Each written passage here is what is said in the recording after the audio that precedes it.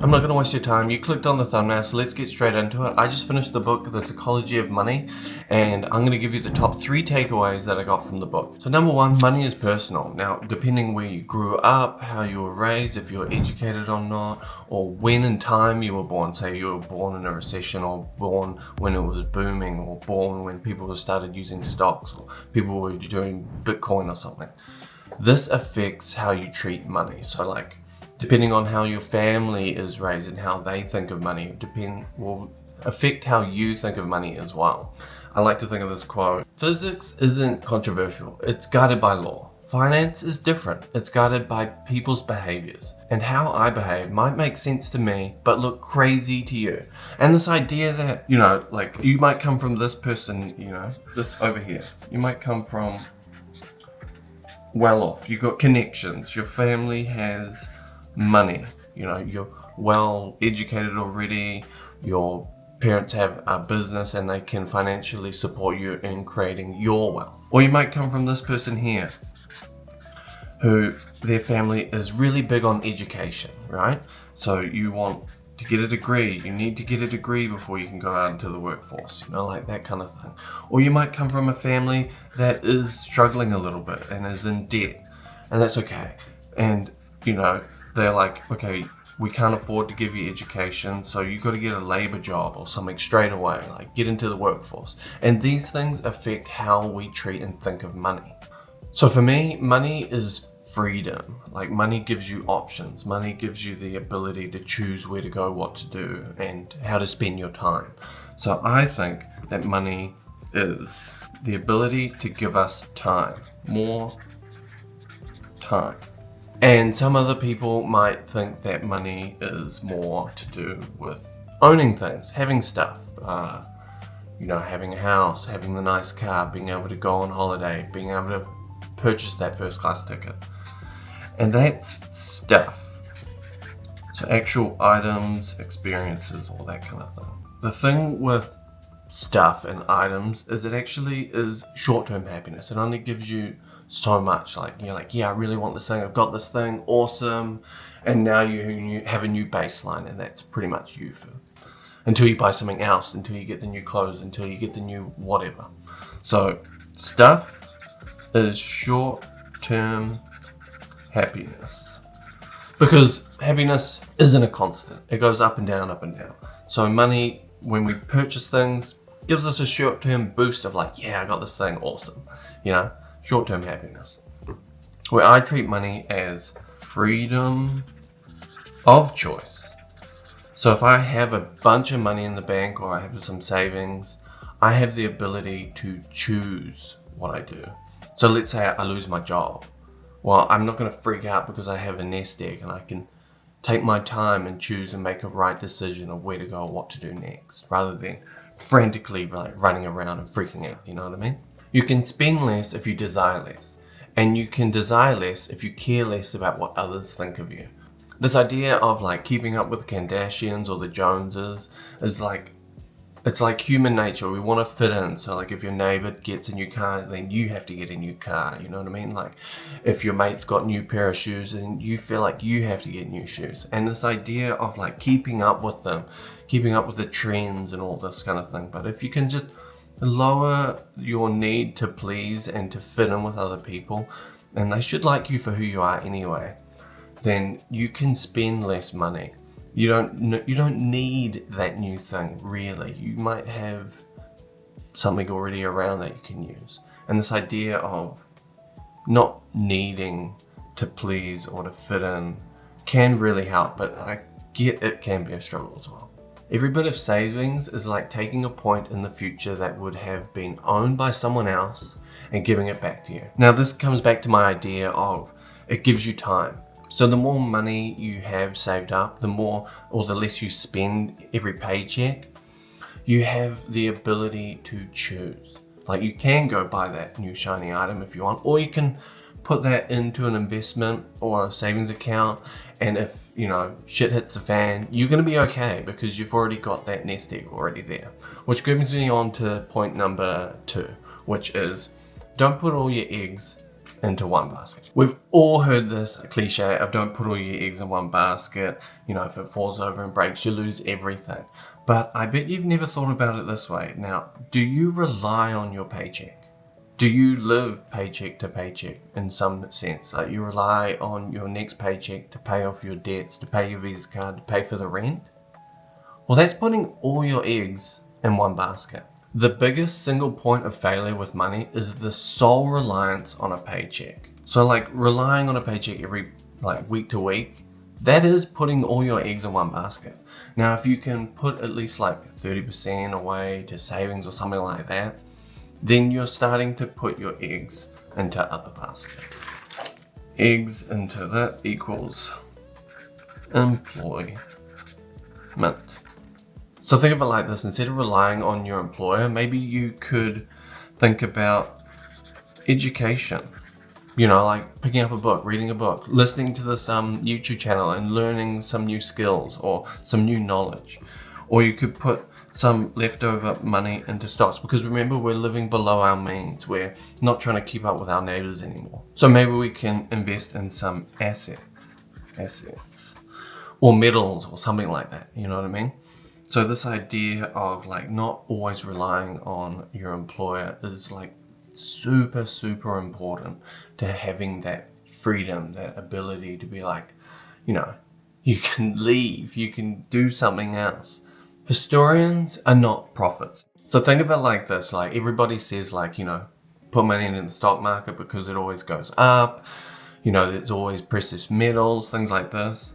But there's also other parts that we don't really know are going to happen. So we need to be ready for that. So putting all your eggs again into all your savings into the stock market isn't quite smart, I would say. You could diversify a bit more. Like I said, educate yourself is a really, really, really powerful one, making you an asset. And don't think that just because someone else is doing something that you should do it too. There's a quote from the book here: it's hard to grasp that other investors have different goals than we do, because an anchor of psychology is not realizing that rational people can see the world through different lenses than our own. So let's just say someone is, what do you call it? Investing. Yeah, we'll use investing for an example. So let's say someone is investing a ton of money into a thing and you're like, oh, I should do that too. Well, it might not be right for you, because how they see investing, they might be a day trader and buying that stock is really, really good because it's going up right now. But you might be a long-term investor and buying something for that price isn't quite smart when you're going to be holding it for 10 plus years. Things like that.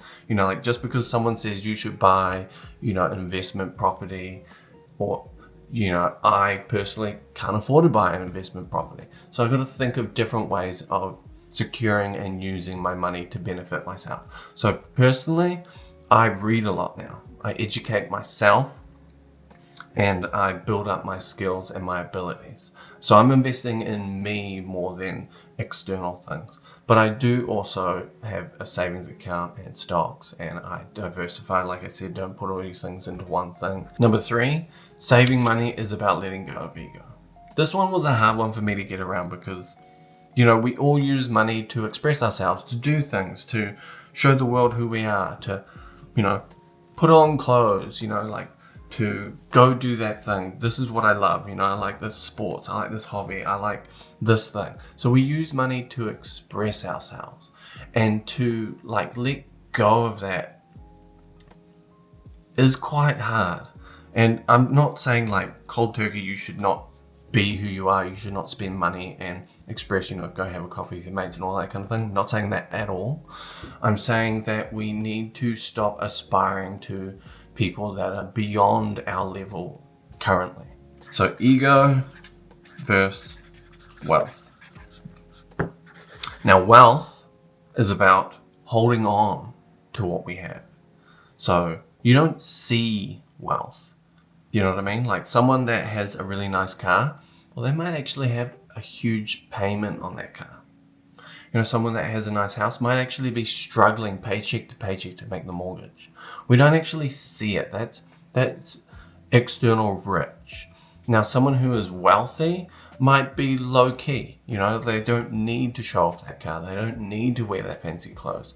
So they have more time and choice. When most people say they want to be a millionaire, what they might actually mean is, I'd like to spend $1 million.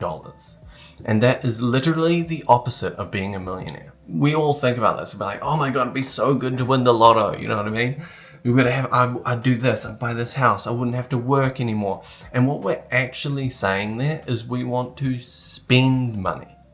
We're not actually saying that we want to hold on and have choice. Now, the idea that we have the money now, we can fantasize about it, that kind of thing.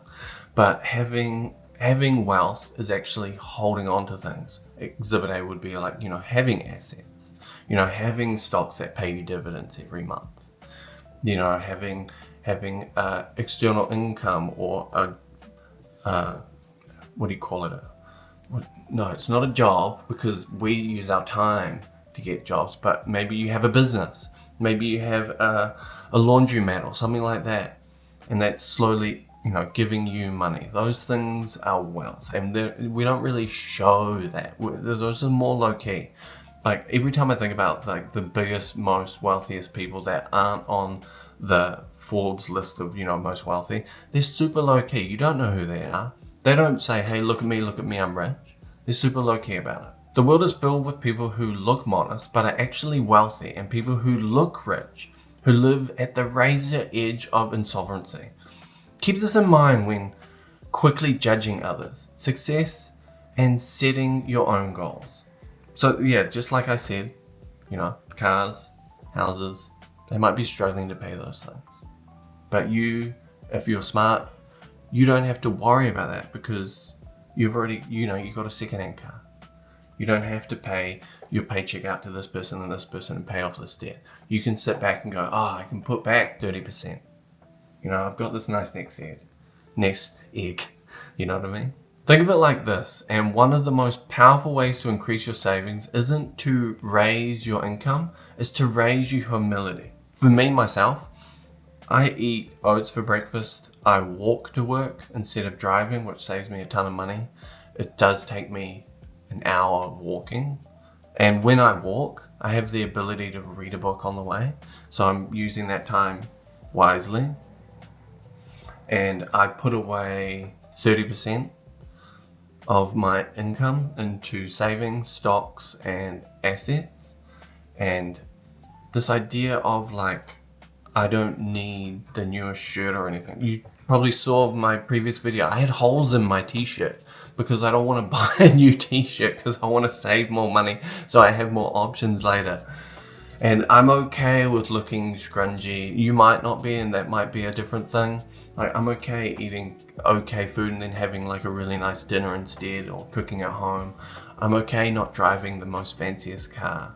And I might be spending money in other ways that you can't. So what works for me might not work for you, and that's okay. So I would say this: if you're living paycheck to paycheck and you want to have more options, try to save at least 30% of your paycheck if you can.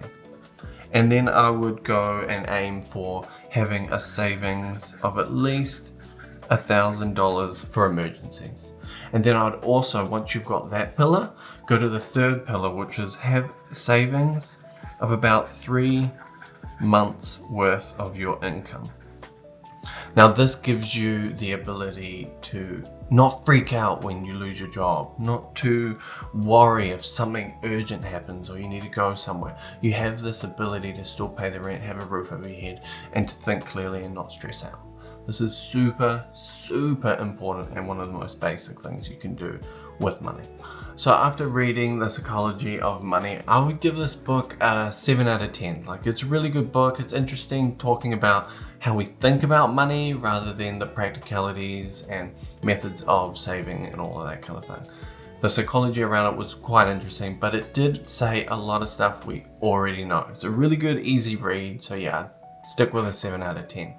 Now, if you like this and you want to learn something else, I would suggest going over to this video here about the 12-week year, where we can figure out a way to get out of the rat race, to start a project, to hurry up our process of like doing something more with our lives. So yeah, click on that video here and I'll catch you over there.